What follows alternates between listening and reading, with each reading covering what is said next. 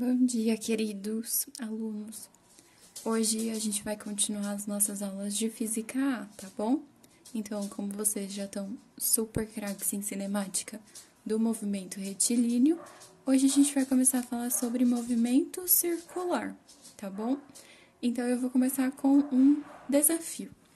Imaginem, na bela imaginação de vocês, nesse meu belíssimo desenho, que a gente tenha duas rodas gigantes e duas pessoas, cada uma vai subir em uma das rodas gigantes. E elas seguem as seguintes condições. Cada roda gigante vai dar apenas uma volta, as duas vão subir ao mesmo tempo e elas vão descer ao mesmo tempo depois de dar aquela volta. E eu pergunto para vocês, qual das duas foi mais rápida? Qual movimento foi mais rápido? Eu quero que vocês pensem e me falem, nem que seja por pensamento, já que não dá para vocês me falarem. Imaginando que a gente estivesse na aula, eu tenho certeza absoluta que alguém ia dizer que nenhuma das duas foi mais rápida, afinal eles chegaram juntos, subiram juntos, então eles demoraram o mesmo tempo, então a velocidade era a mesma dos dois. Mas ao mesmo tempo, outras pessoas diriam que, como essa roda gigante era maior, o espaço que esse daqui percorreu foi maior, no mesmo tempo que o outro andou um espaço menor. Então, vocês apostariam que esse daqui era o mais rápido. E eu vou deixar isso em aberto por enquanto, e daqui a pouco a gente vai responder qual deles foi mais rápido de fato. Qual dessas pessoas, qual dessas respostas seria a correta, qual dessas pessoas teria razão. Para a gente chegar nessa resposta, a gente tem que entender as características desse movimento. E esse movimento é chamado de movimento circular, porque agora a nossa trajetória não é mais uma linha reta, mas uma circunferência. Então, o que... Opa, Amy! Escutem as patinhas dela. Então, o que a gente vai ter que pensar? Primeira coisa, a gente tem que saber o que significa movimento circular uniforme. Então, circular, vocês já entenderam, é porque a trajetória é uma circunferência, e uniforme é o mesmo raciocínio do anterior, lembram? Movimento uniforme é quando a velocidade é constante. Nesse caso, só a velocidade, só o módulo da velocidade é que vai ser constante, a gente já vai entender. Primeira característica importante do movimento circular é o raio. O que é o raio? Primeiro, a gente tem que saber que ela é uma unidade de medida de distância, né? Então, vai ser metros, raio é um comprimento. E é o comprimento do quê? Mais especificamente, ele é a distância entre o caminho que a pessoa ou o corpo vai fazer. Então, imaginem aqui, a cadeirinha da roda gigante, ela vai fazer essa trajetória aqui. O raio é a distância entre a trajetória que ele fez e o eixo em torno de onde ele está girando. Então, basicamente, o raio é essa distância aqui de qualquer ponto da trajetória. Então, se eu quiser pegar daqui, também vai ser o raio. Se eu quiser pegar daqui, também vai ser o raio. E é exatamente essa característica que diferencia a roda gigante da grande e da pequena, porque o raio da grande é muito maior do que o raio da pequena. Comparem. Esse raio é muito maior do que esse. Se eu medisse aqui, com certeza ia dar uma coisa maior do que esse pequenininho aqui. Tudo bem? Segunda coisa importante para vocês saberem sobre o movimento circular é o período. Período é o intervalo de tempo que dura cada volta. Então, é o intervalo de tempo que demora para cada um dar uma volta completa. Nesses dois casos, o período era exatamente o mesmo. Mas eu poderia perguntar para vocês, por exemplo, qual é o período do ponteiro do relógio que marca os segundos. O que vocês teriam que pensar? Quanto tempo demora para o ponteiro dos segundos dar uma volta completa? Ele dá uma volta completa em 1 minuto, então o período dele é 1 minuto. E se eu quisesse colocar isso no sistema internacional, teria que estar em segundo. Então, o período do ponteiro dos segundos do relógio no sistema internacional seria igual a 60 segundos. E se eu perguntasse qual que é o período do ponteiro dos minutos? Quanto tempo o ponteiro dos minutos demora para dar uma volta completa? Exatamente, 1 hora. Então, 1 hora, se a gente tivesse que passar para o sistema internacional, daria 3.600 segundos. E assim por diante, a gente pode definir período para qualquer coisa que tenha um movimento do tipo periódico. Qualquer movimento que se repete tem período, e tudo que tem período tem frequência. Frequência, por sua vez, a gente pode pensar, por exemplo, com que frequência você acessa o seu Instagram? Eu acesso meu Instagram, vamos supor que um de vocês respondeu 24 vezes por dia. Então, vezes por dia é uma unidade de medida de frequência. Então, a frequência vai ser sempre um número de vezes de alguma coisa que você faz, dividido por um intervalo de tempo. No sistema internacional, esse intervalo de tempo seria segundo. Então, hertz, que eu escrevi aqui, é como se fosse vezes por segundo. No caso do movimento circular, esse movimento que se repete são as voltas. Então, seria a frequência voltas por segundo. Mas muitas vezes a gente encontra isso em rotações por minuto. Por exemplo, no painel do carro, aquele ponteirinho que não é o da velocidade, o que fica do lado, ele marca rotações por minuto. Como é que a gente transforma rotações por minuto, que é o famoso RPM, em hertz, que seria tipo rotações por segundo? Então, a gente teria que fazer uma regrinha de 3. Então, eu dei um exemplo aqui para ficar fácil da gente transformar. 3.600 rotações por minuto quer dizer 3.600 rotações em 1 minuto. E 1 minuto é a mesma coisa que 60 segundos. Como eu quero transformar isso em 1 segundo, então eu vou ter que deixar os dois em segundo para poder montar a regra de 3. Então, 3.600 rotações em 60 segundos, x rotações em 1 segundo. Aí, aqui ficou meio esmagadinho, mas é o 3.600, vocês enxergaram aí, dividido por 60. Corta um zero, fica 360 dividido por 6, 60 rotações por segundo. Isso é a mesma coisa que 60 Hz. E a gente pode concluir que para passar de RPM para Hz, basta a gente dividir por 60. E o contrário, a gente vai fazer a operação inversa, então multiplicar por 60. E se ele te der, em vez de falar diretamente a frequência, ele falar, olha, ele dá 10 voltas em 100 segundos. O que a gente vai ter que pensar? 10 voltas no intervalo de tempo de 100 segundos. Tá, mas e se fosse uma volta só? Se fosse uma volta só, ele demoraria 10 vezes menos. Então, é só a gente dividir por 10. Ou você pode usar essa formulinha aqui direto, colocar 10 dividido por 100. Ou você pode fazer uma regra de 3 a partir disso. E depois você pode usar direto a fórmula que serve para sempre que você tem uma volta só. Então, quando a gente tem uma volta só, é essa mesma fórmula, só que com uma volta, o intervalo de tempo que ele demora é o período. E para diferenciar esses dois, a gente usa o T maiúsculo para o período e ΔT normal, igual a gente usava na cinemática do movimento retilíneo, para um intervalo de tempo qualquer. E agora que vem o ponto mais importante para vocês entenderem a questão da roda gigante. A gente tem dois tipos de velocidade no movimento circular. A gente tem a velocidade escalar, ou também chamada de velocidade tangencial, velocidade escalar linear. Vai aparecer todas essas opções nos exercícios, ou velocidade escalar, ou velocidade linear, ou velocidade tangencial. O que é importante vocês saberem? Ela é a velocidade normal que a gente já estava acostumada lá da cinemática. Então, ela vai continuar sendo o nosso V minúsculo, medida no sistema internacional em metros por segundo. No movimento circular uniforme, ela é constante, porque aqui a gente está falando da escalar. Lembra, escalar é quando a gente está tratando só do módulo. Mas, se a gente analisar a velocidade vetorial, que é quando inclui direção e sentido, isso não é mais constante. Por que isso acontece? Vamos olhar aqui no exemplo de movimento circular. O que eu tentei desenhar aí para vocês? Eu tenho uma bolinha aqui, e essa bolinha está fazendo esse movimento circular. Então, eu desenhei ela em várias posições. E ela está fazendo esse movimento no mesmo sentido do relógio. Então, esse sentido é chamado de horário. Não confundam, pelo amor de Deus. Lembrem de um relógio de ponteiro. Sentido horário é o sentido do relógio. Anti-horário é o contrário do relógio, tá? Então, eu desenhei ela em várias posições. E eu desenhei o vetor velocidade, então a velocidade vetorial, para cada uma dessas situações. E por que eu fiz isso? Para mostrar para vocês que a velocidade é sempre tangente à trajetória. Então, ela vai só tocar, ela vai ser perpendicular ao raio, para ficar fácil de vocês lembrarem. E perceba que ela muda, ó. Aqui a direção dela era horizontal, aqui a direção dela é vertical, Todos os outros, ela tem direções diferentes e, por consequência, o sentido também é diferente.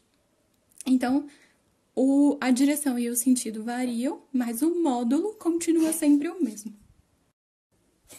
E como a gente vai medir? Como é que a gente vai calcular essa velocidade?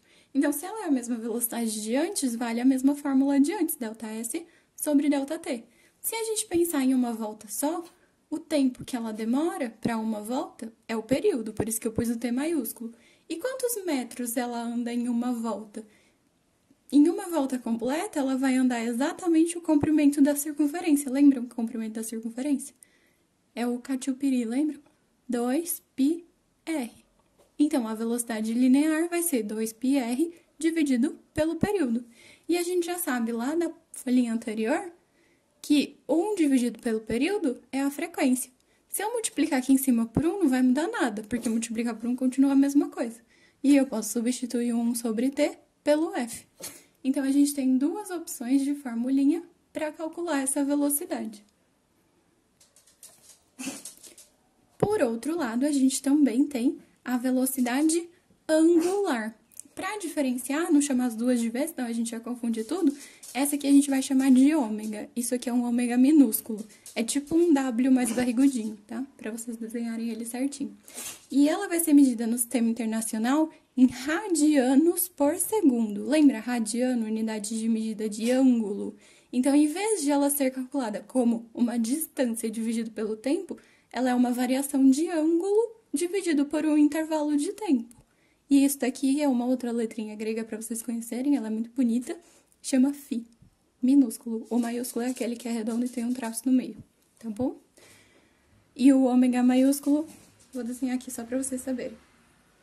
É aquela ferradurinha que a gente usa em elétrica, esse é o ômega maiúsculo, e o φ maiúsculo é assim, aquele que a gente usa no fluxo de calor, lá na lei da condução de Fourier, quem já viu o termo. Se a gente pensar nessa fórmula aqui para uma volta só, quanto de ângulo ele vai dar? Ele vai andar em uma volta. Se fosse em graus, a gente sabia facilmente, era 360 graus.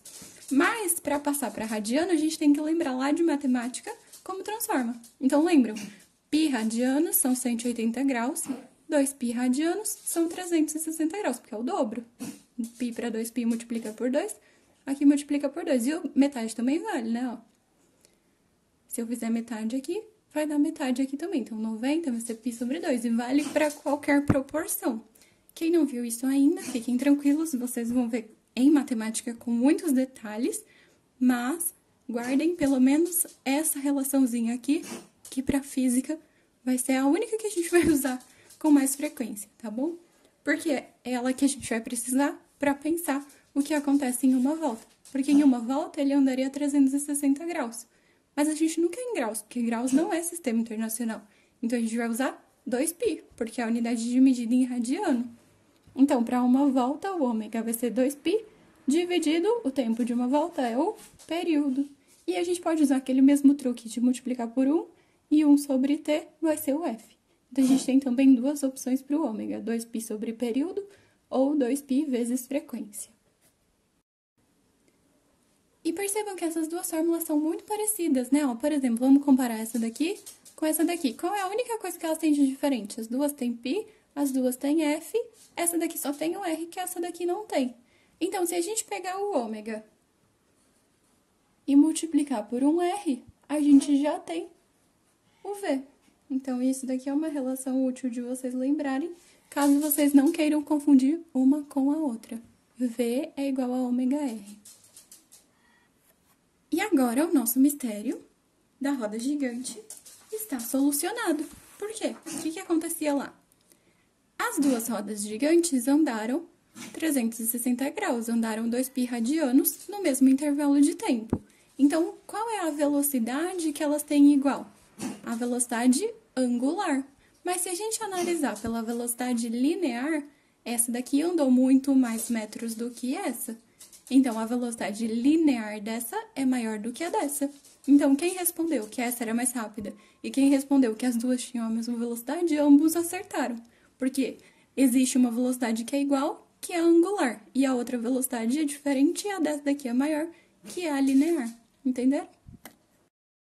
E a última característica do movimento circular uniforme é a aceleração centrípeta, que é a responsável por aquela mudança na direção e no sentido da velocidade. O próprio nome dela já fala, aceleração centrípeta. Ela está sempre apontando para o centro. No caso do movimento circular uniforme, ela vai ser a única aceleração que a gente tem. Mas, se vocês lembrarem, a aceleração resultante é a soma da aceleração tangencial com a aceleração centrípeta. A tangencial é aquela que a gente tinha estudado na cinemática do movimento retilíneo, que é responsável por alterar o módulo. Se o movimento é circular uniforme, essa daqui vai valer 0, porque é uniforme, e sobra só a centrípeta, que é a responsável por, lembram? Alterar direção e sentido, sempre apontando para o centro. Em qualquer posição que a bolinha tiver, a aceleração centrípeta aponta para o centro. Ela é medida em metros por segundo ao quadrado, e a fórmula dela, vamos completar aí. A fórmula da aceleração centrípeta é igual a velocidade linear ao quadrado dividido pelo raio. Mas agora que a gente já sabe que a velocidade linear é a mesma coisa que ômega-r, a gente pode calcular ela de um jeito um pouquinho diferente. A CP, a gente pode trocar o V por ômega-r. Só que tá tudo ao quadrado. Certo? Tudo ao quadrado, então o ômega tá ao quadrado e o R também. A gente pode cortar um R de cima com um R de baixo e a gente tem uma nova formulinha para aceleração centrípeta. Ômega ao quadrado vezes o raio. Então, a gente tem duas opções de fórmula para aceleração centrípeta também. Essa aqui e essa aqui, ok? E vamos para a última parte dessa aula. A última parte dessa aula, antes dos exercícios, são os movimentos circulares acoplados. O que são movimentos acoplados? São movimentos que tenham algum ponto em comum, alguma coisa que une eles. Então, por exemplo, quando a gente fala em engrenagens, quando essa engrenagem gira, o dentinho dela enrosca no dentinho da outra e faz ela girar também. Então, elas giram acopladas. E o que elas têm em comum? Por uma empurrar a outra dessa maneira, elas têm a mesma velocidade linear. E o interessante é que nesse tipo de movimento, se essa daqui está girando no sentido horário, a hora que ela empurra o dentinho da outra, a outra vai girar no sentido anti-horário. Diferente do que acontece nas polias ligadas por correia. Isso aqui existe muito em máquinas, por exemplo. Isso aqui existe na bicicleta que vocês usam para passear por aí, para ir para a escola. Aqui, se essa está girando no sentido horário, ela vai girar a correia e a correia vai girar a outra polia. E aí vai acabar que a outra polia vai girar no mesmo sentido dessa, no sentido horário também. E nesse caso, como elas giram juntinhas, parecido com essas, elas também vão ter a mesma velocidade linear. Diferente do que acontece no caso de movimento em torno do mesmo eixo. Porque quem faz essas duas girarem é o eixo. Então, o que o eixo fizer, elas também fazem. Então, se ele está girando nesse sentido, elas também vão girar nesse sentido. Só que aqui, elas não vão ter a mesma velocidade linear. Elas vão ter a mesma velocidade angular. Porque aqui elas estão girando na mesma frequência do eixo. Aqui não, se a gente pensar, por exemplo, para uma volta dessa grande, a pequena não vai dar só uma, ela vai dar mais voltas. E a mesma coisa acontece aqui. Então, quando uma dá uma volta e a outra também dá uma volta, quem é comum é a velocidade angular. Quando uma dá uma volta e a outra dá um número diferente de voltas, se elas tiverem raios diferentes, aí a velocidade angular não é igual. Quem é igual é a linear. No caso das montanhas-russas, seria tipo essa terceira situação. Ah, montanha-russa não, desculpa. No caso das rodas gigantes, seria essa terceira situação. E é isso aí, gente. Vamos para os exercícios.